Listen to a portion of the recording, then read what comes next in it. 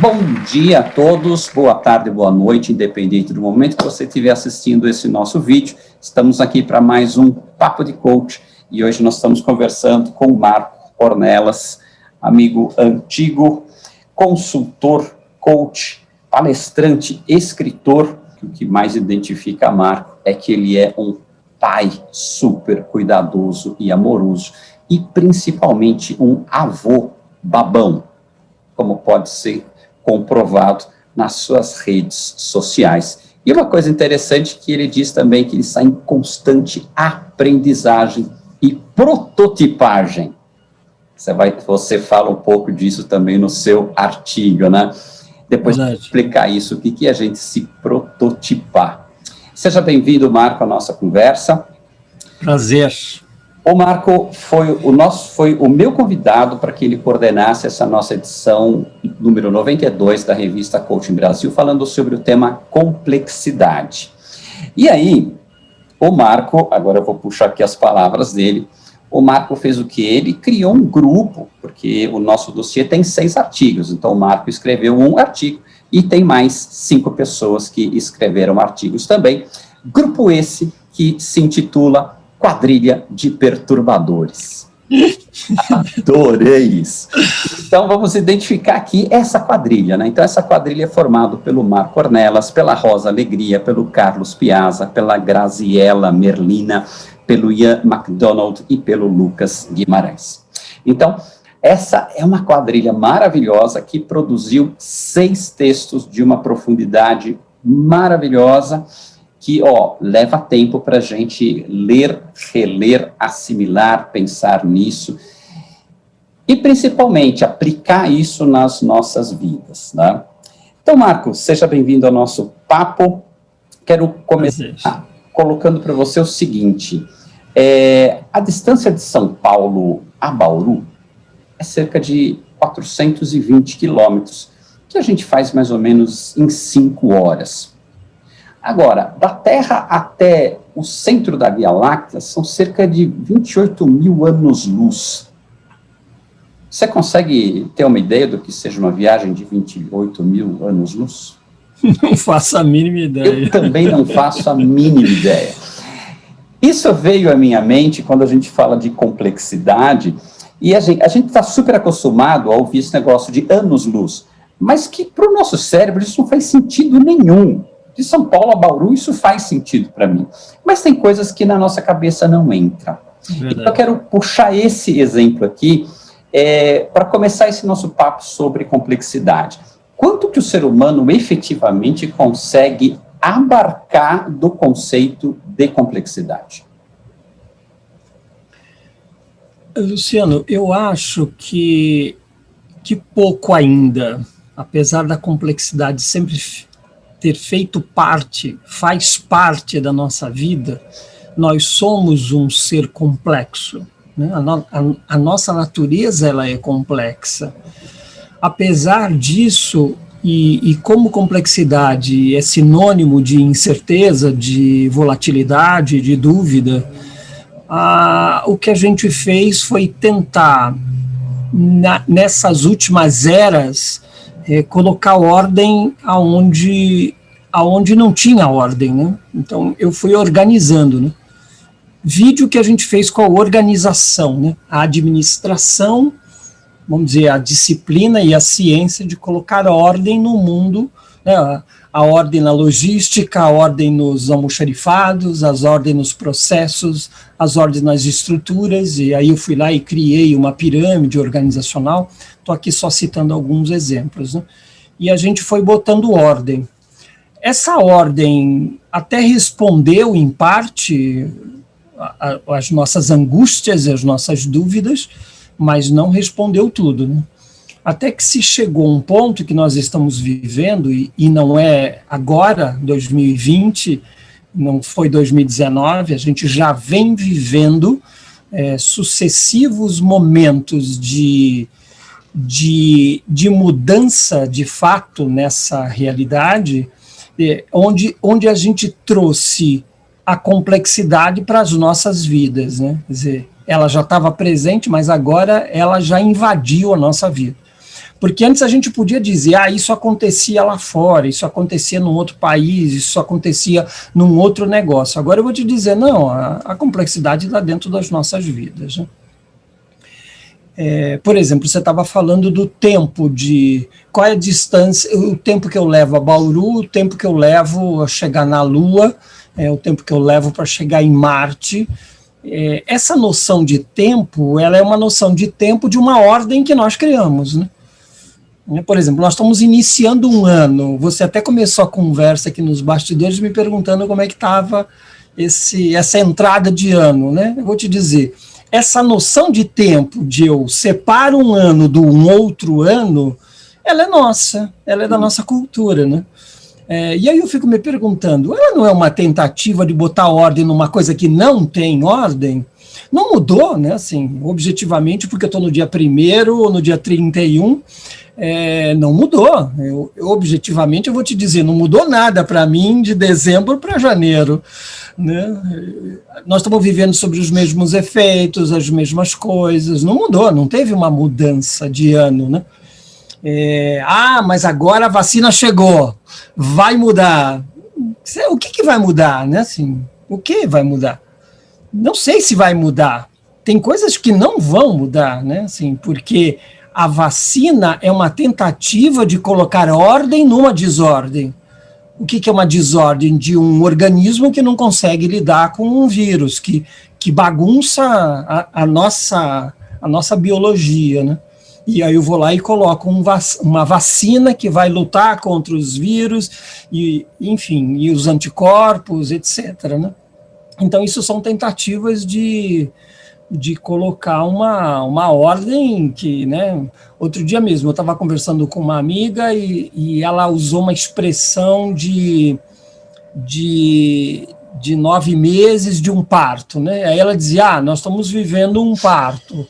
E talvez ela até dizia assim, o filho nasceu. Eu falei, primeiro, não são 9 meses, talvez seja 9 anos. Né? Porque essa mudança que a gente está vivendo e que a gente está sentindo agora, a gente já vem sentindo ela, né? Ela não nasceu em 20, ela não nasceu com a pandemia. Esse é só mais uma das mudanças que nós estamos vivendo, mas que a gente já vem vivendo. E eu não sei se tem uma data exata quando começou essa mudança. Há muitas evidências. Então, eu estou fazendo uma mudança e eu estou querendo botar ordem numa mudança que é fluida, né? Então, essa é a primeira reflexão que eu traria da complexidade, né? Então, a complexidade são muitas conexões ao mesmo tempo. Complexidade, eu até comecei, né, o dossiê, eu trouxe uma definição do Edgar Morin, né, que ele diz que complexidade é o que é tecido junto, né? Então, ele coloca um paradoxo do que é uno e do que é múltiplo. Então, é tudo junto, misturado, né? Então, quando a gente brinca em muvuca, brinca em tudo junto e misturado, é isso, mas é mais profundo do que só a expressão que a gente usa. Isso é complexidade, é um mundo doido, né? Doido. É interessante quando, por exemplo, a gente assiste um filme de época, vamos dizer assim, lá por 1600 e pouco, Europa, e você vê as ruas como eram, o pessoal chegando numa carroça ou numa carruagem, o menininho entregando o jornal, a imprensa estava começando, né? A prensa estava começando. Então, a forma de comunicar ainda era muito restrita, mas para aquela época aquilo tudo era maravilhoso. E quem vivia ali vivia no normal. Quando nós assistimos esse filme, nós vemos uma defasagem muito grande entre o modelo como eles viviam e o modelo como nós vivemos hoje. E vamos pensar a nossa vida antes da pandemia, nós vivíamos algo que nós chamávamos de normal. Mas esse normal era completamente diferente do normal de 1600. Então nós podemos chamar esse nosso normal aqui, em relação a 1600, de novo normal. Sim. As pessoas estão muito falando sobre quando é que as coisas vão voltar ao normal. E quando elas escutam tanto que nada vai mais ser como antes, vem a frase de que nós queremos o novo normal. Então, isso reforça, o ser humano busca estabilidade, o ser humano busca certezas. E aí, como é que o ser humano fica para lidar com a complexidade, se ele quer tanta certeza? Não fica, né? E aí a gente pode trazer, Luciano, tudo ao meu redor conspira de forma positiva para que eu mantenha a estabilidade, né? Se eu for pegar, por exemplo, as empresas, são lugares estáveis. Se eu for pegar a educação, é um lugar estável, né? Eu tenho ordem. Eu sento dentro de um banco escolar para aprender sobre as ordens das coisas, né? Seja a ordem na medicina, seja a ordem na psicologia, seja a ordem na engenharia, seja a ordem na arquitetura, né? Enfim, qualquer uma dessas disciplinas trouxe ordem para a gente organizar esse mundo que é um mundo complexo. Veja, eu não estou dizendo que isso não é bom, isso nos traz clareza sobre as coisas. É importante que eu estude o vírus, né? Então eu decodifique o DNA dele, eu estude e traga uma ordem. Ótimo, isso é bom. Mas o mundo ele não é só feito de coisas solúveis e resolvíveis dessa maneira. Há coisas em que eu não vou resolver neste momento, eu vou resolver talvez, ou não vá resolver, né? São dilemas, são paradoxos que a gente vai precisar viver. Então, eu acho que nós temos dificuldade de lidar com os paradoxos, nós temos dificuldade de lidar com os dilemas, nós temos dificuldade de lidar com as coisas que são ambíguas. Nós não conseguimos entender os cinzas, a gente quer saber se é preto ou se é branco. Né, agora mesmo eu tenho visto, o fato de você pedir o impeachment do Bolsonaro não significa que você é um petista, né? Significa simplesmente que você não está contente com esse governo, né? E não significa dizer que você seja de esquerda ou de centro, você pode ser até de direita, porque não é o fato de eu ser de direita que eu possa concordar com aquelas ideias. Como também não é o fato de eu ser de esquerda que eu necessariamente sou apoiador deste ou daquele, né, seja apoiador do Lula, né? Percebe, assim? Então, a gente quer, ou é de esquerda ou é de direita, ou é de centro. Não, eu tenho milhões de facetas e possibilidades, né, assim. Nós somos múltiplos, né? E quando, na verdade, o que eu quero? Eu quero é categorizar. Categorizar é do mundo básico, né? Do mundo básico. Isso é farinha integral, isso é farinha, isso é água, isso é óleo, isso é vinho. Isso é desse mundo básico. Só que o mundo, ele tem isso, mas ele tem muito mais. Quando eu vou no mundo da complexidade, eu não tenho mais essas respostas de sim, não. Aperto o botão aqui. Aí eu tenho um mundo que pode ser isso, pode ser isso, pode ser isso, pode ser isso, pode ser isso. Na verdade, eu tenho 5, 10 alternativas, e a gente não sabe lidar com as 10 alternativas, né? A organização, o executivo, o que faz? Chama um coach, chama um consultor, chama um mentor, e quer respostas para aquilo, né? Quantas vezes, né, um cliente me chamou e falou, eu quero que você resolva essas questões comportamentais desse executivo, e um processo de coach vai ajudá-lo. Sim, vai ajudá-lo. Agora, a gente sabe de onde a gente está partindo, a gente não sabe onde a gente vai chegar, né? Uhum. Eu já tive casos de pessoas, né, de clientes coaches pagos pela empresa que no meio do caminho falaram, não é essa empresa que eu quero trabalhar, não é essa empresa que eu quero trabalhar. Agora mesmo, essa semana, uma aluna minha me traz, olha, eu estou pretendendo eu já tomei uma decisão de sair da empresa, né? E a empresa que tinha feito o investimento naquele treinamento que ela estava fazendo, né? Então é isso, a gente sabe de onde a gente parte, mas a gente não sabe onde a gente vai chegar, porque eu tenho milhões de possibilidades ao longo, não é só duas, né? Não é só duas coisas, eu tenho milhões de possibilidades. A gente não sabe muito bem lidar com a complexidade. A gente não aprende isso na escola, né? Não. Eu adoraria que os meus netos tivessem uma disciplina de complexidade, que tivesse uma disciplina de visão sistêmica, uma disciplina que ensinasse a falar sobre futuro, né? Não passado. É legal aprender história, é legal aprender geografia, mas é legal aprender sobre futuro. É legal aprender sobre visão sistêmica, sobre integração sistêmica, de que as coisas todas estão conectadas, né? Para que elas possam entender melhor, né? Se as crianças, nossa, isso que você falou é uma riqueza tão grande, se as crianças aprendessem mais sobre a complexidade, elas compreenderiam de uma maneira muito nítida como que nós, pessoas, estamos interligadas e naturalmente elas olhariam para os outros como companheiros e não como adversários, né? Não como separados, né? Ontem, uma curiosidade bem recente, ontem à tarde eu estava na minha casa, recebi a visita, eu estava com meu neto e minha filha veio buscá-lo em casa. Nós estávamos conversando e ele estava jogando no meu tablet, um jogo. E num determinado momento o jogo acho que deu um bug e ele não conseguia avançar. Ele tem quantos anos? Ele tem 9. E ele foi ficando frustrado, porque ele queria avançar. E a gente dizia, dá um reset. Mas ele não queria voltar para a fase primeira, porque ele já tinha gasto. E ele diz assim, eu gastei 1 ano para chegar nessa fase. Enfim. E ele foi ficando frustrado, mas frustrado mesmo. Uma frustração enorme. E, no meu ponto de vista, eu falei, deixa ele viver a frustração, né? Então, deixa ele chorar. Ok, está frustrado. Aí minha filha fala para ele assim, olha, eu aprendi uma coisa na vida que me marcou muito. Aí ela começa a dizer, existem 2 tipos de problemas, os problemas que são solúveis e os problemas que não são solúveis, né? Querendo dizer para ele, olha, você vai ter que lidar com problemas que são solúveis e não solúveis. E talvez ali ele estivesse diante de um problema não solúvel. Os problemas não solúveis estão no mundo da complexidade. E ele precisa. Então, ali, naquele momento, eu percebi uma certa dificuldade dele de lidar com a complexidade. Nem tudo é solúvel. Exato. Nem tudo é solúvel. Trazendo essa nossa conversa para um tom um pouco diferente, porque, pessoal, tem um outro vídeo que vocês vão encontrar no final do artigo do Marco, que leva a um portal dele, e tem mais um vídeo lá com o Marco e com cada um desses nossos autores para vocês saborearem um pouco mais. Mas aqui eu quero explorar um pouco mais isso. Essa questão do ser humano e da frustração.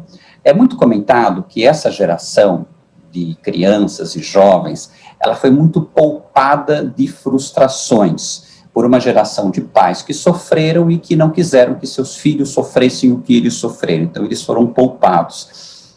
Esse poupar poupou também essas criaturas de sentirem a complexidade do mundo e de simplificarem o mundo de uma maneira muito grotesca, muito grosseira, e quando eles ficam frente a um problema insolúvel, eles entram em depressão. Então, o número de jovens hoje em depressão é absurdamente maior do que antigamente. A gente caía na rua, machucava o joelho, levantava e saía andando de novo.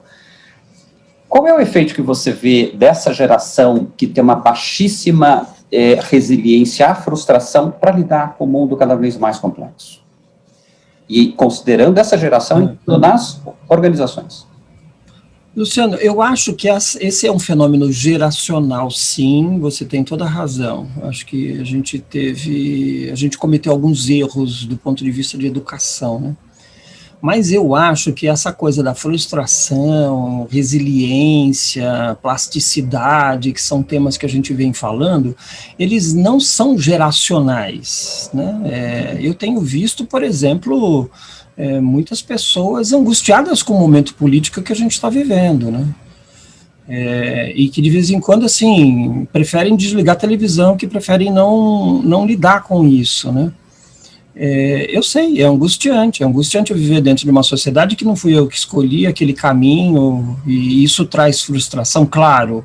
É claro que eu me sinto, em algumas vezes, frustrado em relação a por exemplo, de como está andando o Brasil, né? Não era dessa maneira que eu gostaria, né?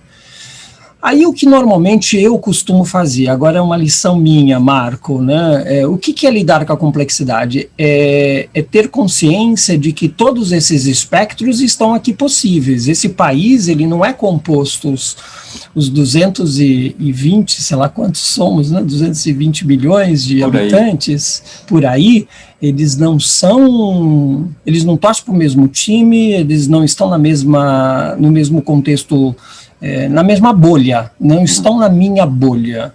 A minha bolha tem um percentual, não sei quantos são, talvez seja 3%, talvez seja 10%, talvez seja 30%, talvez seja até mais, em alguns aspectos. Mas eu preciso reconhecer que eu tenho outras pessoas que têm outras perspectivas, né? Outro dia mesmo, um comentário de alguém que, enfim, se posiciona a favor do governo Bolsonaro em relação a um comentário que eu havia feito dentro, ok, eu falei, eu vou te respeitar por você fazer as suas escolhas, mas eu quero que você também respeite as minhas, e vamos conversar sobre, pode ser que eu tenha alguma coisa que eu não esteja vendo e que você pode me mostrar, que esteja fora da minha bolha, e eu gostaria também de te mostrar alguma coisa que está fora da sua bolha. Então, acho que é isso, nós vamos precisar conviver. E eu não tenho dúvida que isso traz frustração, porque há sempre uma vontade de um mundo ideal.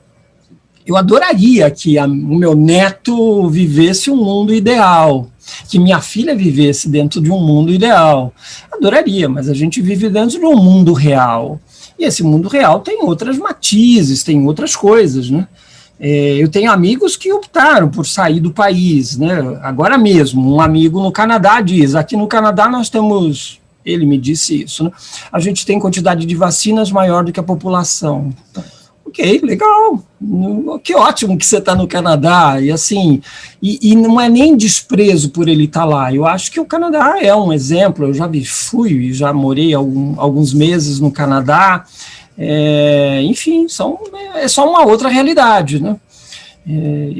Ok, e o que seria bom se a gente pudesse romper essas fronteiras, e aí é onde eu acho que o nosso mundo organizado criou essas barreiras. Então eu tenho uma barreira que é uma fronteira que divide o Brasil de outros países, e vice-versa, né? Divide o Canadá de outros países.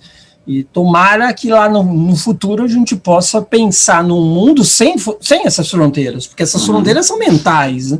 São culturais, elas não são, na essência, se nós formos olhar, na essência do homem, ela não é essa barreira, ela não é essa separação que a gente está fazendo.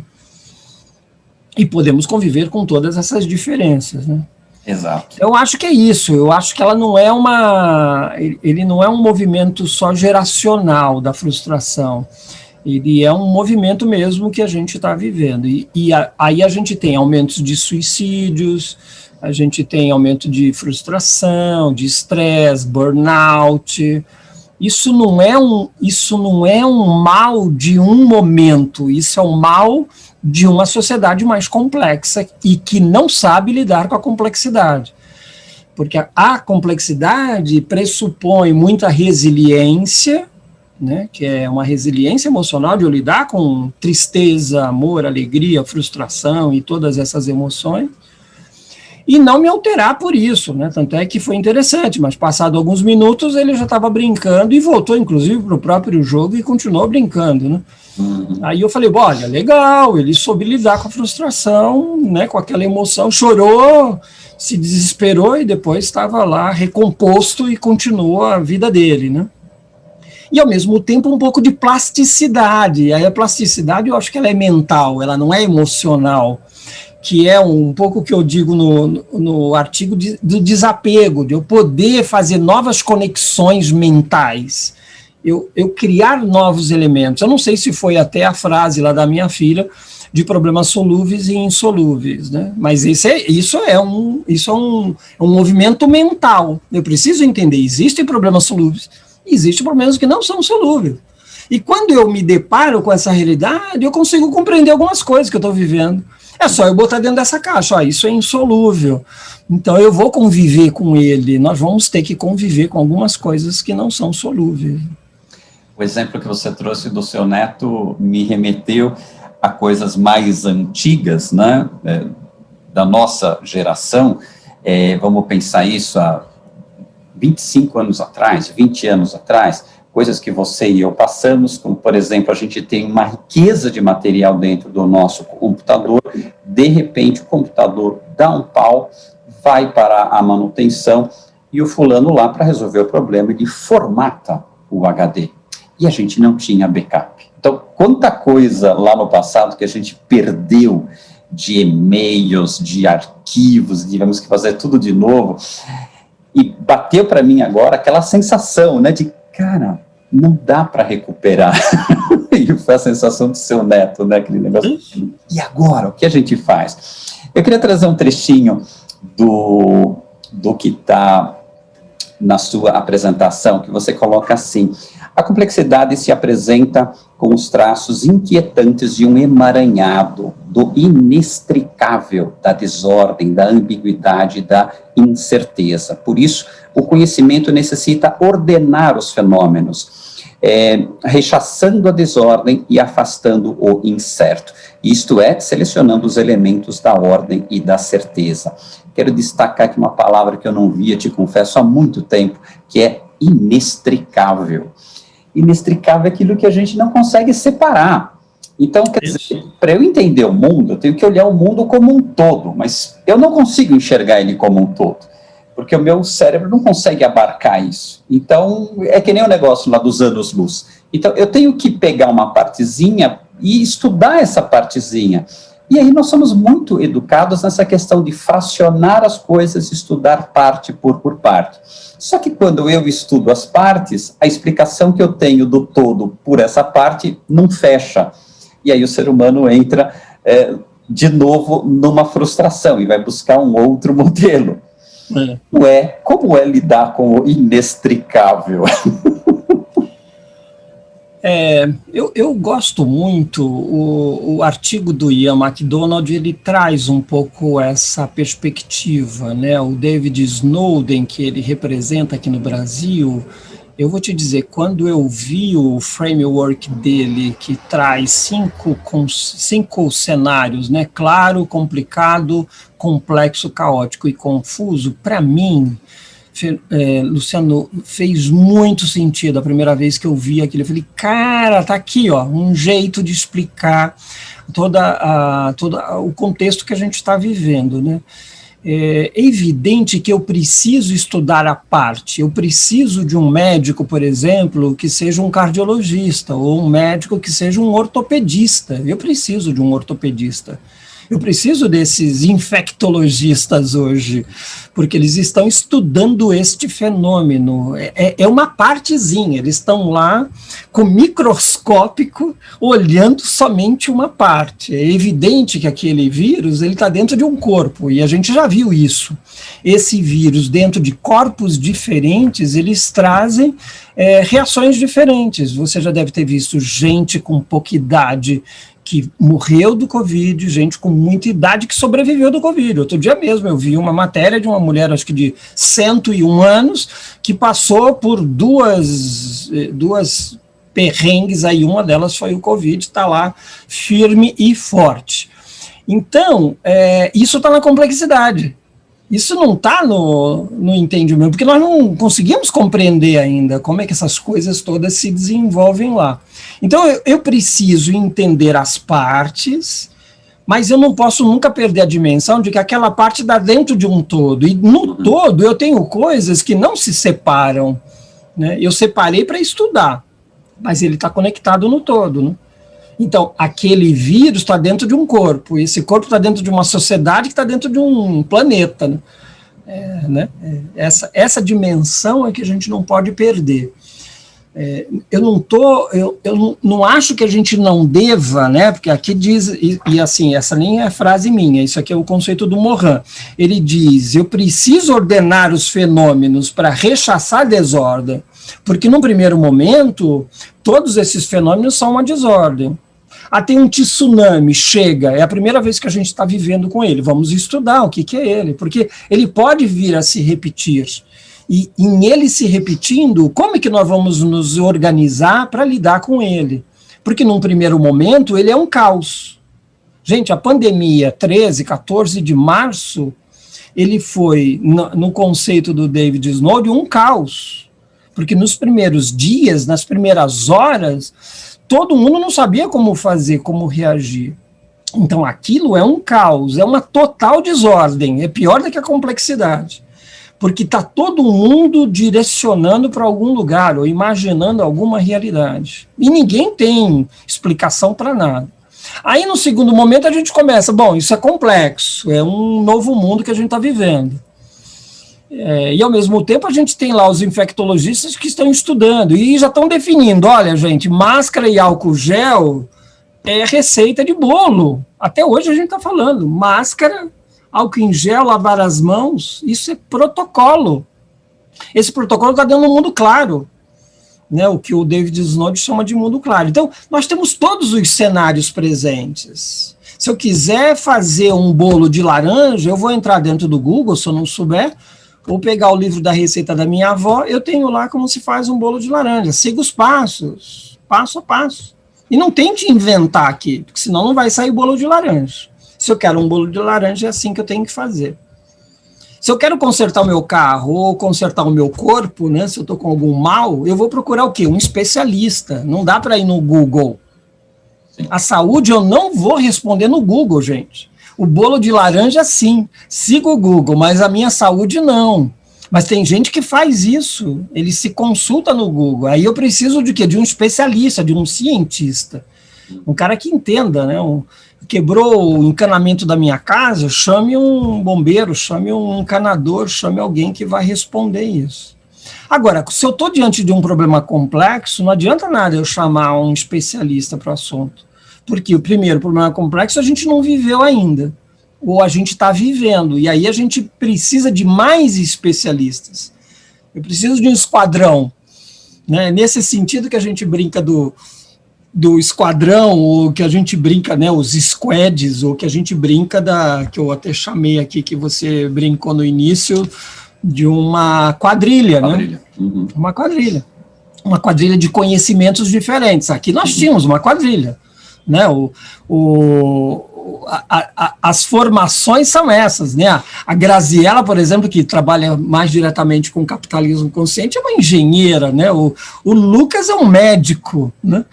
O Piazza é um darwinista digital, eu sou psicólogo, né? A Rosa é futurista, e foi isso que eu tentei trazer. Gente de especialidades diferentes, com olhares diferentes, e é muito interessante que se você olhar todos os artigos, e não foi combinado, né, eles estão muito alinhados, muito alinhados. Eu fui ver coisas, um dos últimos artigos que me foi entregue foi o do Lucas. Eu falei, cara, Lucas, como é que você escreveu isso? Isso aqui eu falei, a Rosa falou, o Piazza falou, com uma outra ótica, né? Então é um pouco isso, na complexidade, eu preciso de diverso, eu preciso de ambiguidade, eu preciso do diferente, eu preciso sair da bolha mesmo, né?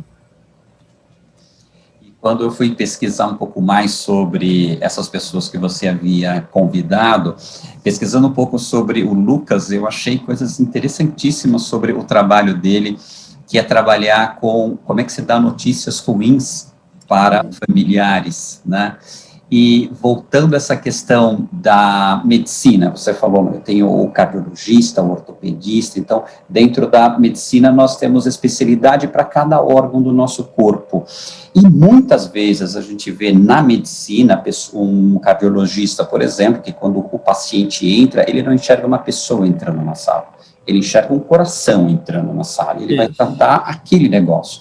Então, essa perda do contexto geral, quando a gente está falando agora de novo sobre ser humano, se reflete nessa disciplina que o Lucas trabalha, de como é que você transmite uma notícia ruim. Quantas vezes você ou eu já ouvimos falar de amigos que o médico falou, olhando aqui seu exame, você tem câncer mesmo. Como é que você dá uma notícia complexa que afeta a vida da pessoa, e ele está olhando só a célula, ele está olhando o tumor, e como é que eu vou tratar esse tumor? Não, e fora que eu poderia dizer que quando ele diz assim, pelos resultados você tem um câncer, ele pode ter diferentes significados, né? Assim, um câncer em você pode se movimentar de um jeito, um câncer em mim pode se movimentar de outro jeito, o seu corpo pode reagir de uma maneira, o meu de uma outra maneira, né? Então, ele não é matemático, né? Ele não tem 420 quilômetros e 9 horas, exato. Que é a distância entre São Paulo e Bauru. Ele não é deste campo, ele é de um outro campo, pode ter 9 meses, pode ter 3 anos, e você já deve ter visto, inclusive, gente que com câncer passou bem e resolveu, né? Enfim, é complexo. Uma correlação interessante que hoje se fala bastante é a correlação de câncer e emoções, né? Sim. Hoje isso já está sendo estudado de uma maneira muito séria, não é mais um misticismo, né? Mas eu quero, para a gente já caminhar aqui para o nosso final, eu quero pegar uma frase que você coloca no final do seu artigo, que você coloca assim, confiança e fé, que as coisas vão dar certo e que vamos encontrar uma solução. Como é que fica essa questão de lidar com o complexo, com aquilo que a gente não controla, e o ser humano ter esses dois elementos muito interessantes, confiança e fé, para conseguir lidar com o mundo complexo? Eu acho que, para mim, fé na humanidade, é fé na complexidade, é fé no planeta, né? Agora é um pouco essa área que a gente vai entrar, uma área que eu ainda estou estudando, então eu vou correr o risco de, enfim, de falar coisas prematuras, né, do ponto de vista de estudo, né? Mas eu diria que, num olhar um pouquinho mais sistêmico e mais global, eu acho que a gente está, enquanto planeta, né, um planeta, agora olhando a sociedade mesmo, no planeta, a gente está passando por um câncer, né, uma doença mesmo, e a gente precisa sair dessa doença, né? Então é isso, você não passa por uma transformação e sem dor, né? Na analogia de um parto, o parto traz uma dor. Então a gente vai ter dores, Toda vez que eu saio da zona do conforto, eu vou para uma zona que me traz desconforto, me traz dor, né? Há uns anos atrás, eu me deparava com uma situação muito curiosa, né? Eu já comentei isso. Eu moro num prédio que tem um estacionamento aberto, né, comercial, e ele tem uma rede de manobristas que manobram o seu carro. Então, eu chego no meu prédio, eu estaciono o meu carro e entra um manobrista e manobra o meu carro e põe em qualquer vaga. Quando eu vou sair, ele faz a mesma coisa, ele pega lá da vaga e me coloca num lugar para eu sair. Ponto. Quantas vezes, lá atrás, agora não mais, eu já ressignifiquei isso, quantas vezes eu ficava pé da vida, puto da vida, com o banco que ele tinha tirado do lugar, né, assim. É isso, gente, traz dor. Aí eu ficava, mas para mim colocar de novo naquela mesma posição, eu dou um trabalho, e eu tenho certeza que à noite, se eu chegar e for aquele manobrista que é mais baixinho, tem perna mais curta, ou o outro que é mais alto, é isso, gente. Eu vou ter que lidar com isso, eu vou ter que mexer o meu banco muitas vezes, não tem problema. Talvez até pensar nisso, eu nem precisaria ter um carro. E eu teria que mexer em muitos bancos, porque eu teria que começar a usar diferentes carros, porque não é meu, né? Eu sou da cultura do meu, eu preciso ter uma cultura do nosso. E o nosso não é do meu jeito, o banco não está no meu lugar. Por isso que a gente volta àquela ideia de frustração, que eu preciso ter muita resiliência e muita plasticidade para viver nesse mundo. Agora, se eu não tenho fé na humanidade, se eu não tenho fé nas pessoas, se eu não tenho fé no homem, aí fica mais difícil. E eu tenho fé sim. Maravilha, acredito que a natureza humana é uma natureza positiva, é uma natureza amorosa, é uma natureza de evolução, né? Não podemos perder essa fé, né, Marco? Eu não perco, não, eu tenho essa fé. Para a gente fechar a nossa conversa, Marco, eu queria que você comentasse um pouco uma citação que você coloca no seu artigo, do Ailton Krenak, que diz o seguinte: a Terra está a nos pedir silêncio. É bonito isso, né? A gente, logo no começo da pandemia, ali pelo mês de junho, julho, eu e um pouco dessa quadrilha, a gente discutia um pouco isso. Primeiro, o movimento da Covid, da pandemia, foi de uma certa paralisação, né? A gente parou o planeta, né? Em tempos um pouco diferentes, mas o planeta parou, né? A gente conseguiu ver estrelas, a gente conseguiu ver determinados pedaços de montanha que a gente não via, porque a poluição diminuiu, porque menos carros foram para a rua, enfim, então a gente de fato parou o planeta, né? E ao parar a gente se deparou com um pouco mais de silêncio, né? Então, eu acho que essa pandemia, ela trouxe um pouco de um momento de vamos se silenciar para nos escutarmos, né? Então, o silêncio aí é para a gente se escutar mais, né? Acho que é isso. Eu preciso escutar mais o outro, eu preciso me escutar mais, eu preciso escutar um pouco de tudo isso que está acontecendo ao redor, né? Tem a ver comigo, eu sou parte disso, mesmo que eu não queira, eu sou parte disso. Eu sou parte do que está acontecendo em Manaus, eu sou parte do que está acontecendo no Canadá. Isso me afeta de alguma forma, né? Então eu preciso escutar, e eu só vou poder escutar se a gente ficar um pouco mais em silêncio, porque o mundo que a gente vinha vivendo lá atrás, e não é só antes da pandemia, mas que a gente vinha vivendo, essa cultura da pós-modernidade, do que a gente faz, e vamos fazer, e vamos fazer, e vamos fazer, e vamos adquirir, vamos comprar, e vamos comprar, esse mundo, gente, morreu. Esse mundo não cabe mais. Para mim, o pós-normal é justamente o oposto disso. Para de consumir e começa a viver. Pare de correr e respire, faça devagar, veja quem está ao redor. O que você está correndo, né? Para de ser o hamster correndo ali. Para quê, né? Para quê? Ah, você quer adquirir para quê? Né? Então, viva agora, né? O viver não está lá atrás, né? Eu ainda sou da geração, você também, de a gente estuda, trabalha e vai viver. Não, eu vou viver, trabalhar, estudar, tudo junto e misturado, né? Exatamente. É tudo junto e misturado. Minha mãe tem 90 anos, de vez em quando ela fala, eu peguei uma costurinha para fazer. Às vezes eu tenho vontade de falar, pai, mas você não precisa mais disso. Exato. Claro que precisa, aquilo preenche a vida dela, aquilo faz parte, aquilo não é ganhar dinheiro, aquilo é preencher, se realizar, atender outras pessoas, né? Assim, enfim. Tudo isso é junto e misturado, né? Então, eu acho que tem um pouco a ver com essa frase que ele diz de vamos viver um pouco mais o silêncio, né? Silêncio, privacidade.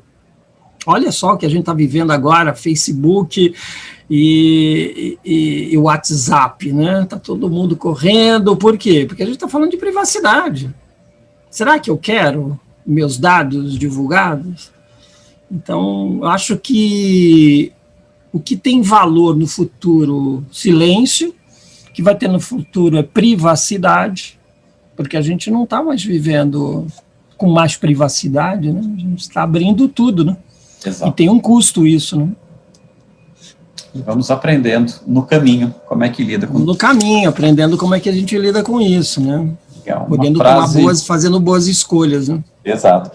Acho que uma frase interessante para lidar com esse mundo complexo e inextricável é solta que vai dar certo. Isso, flui, deixa fluir. Exatamente, deixa fluir que vai dar certo. Deixa fluir. Marco, gratidão, meu caro, gratidão profunda pela sua coordenação desse dossiê, que ficou uma pérola, uma riqueza maravilhosa. Como eu sempre digo, daqui a 2000 anos, esse dossiê será lido e o grande Marco será comentado. Não, Marco Aurélio? Não, Marco Ornelas, né? Então, mais um Marco aí para a história. E, pessoal, para vocês terem acesso a esse artigo do Marco, é só acessar o link que vai estar aqui na descrição desse vídeo, e no final do artigo você vai ter o link para o outro vídeo, que você vai entrar na plataforma 157 Next. É isso, Marco? Isso, 157next.academy. Exatamente, e lá tem muito mais material. Perfeito? Gratidão. Abraço, Lu. Abraço. Valeu. Próxima. Até mais.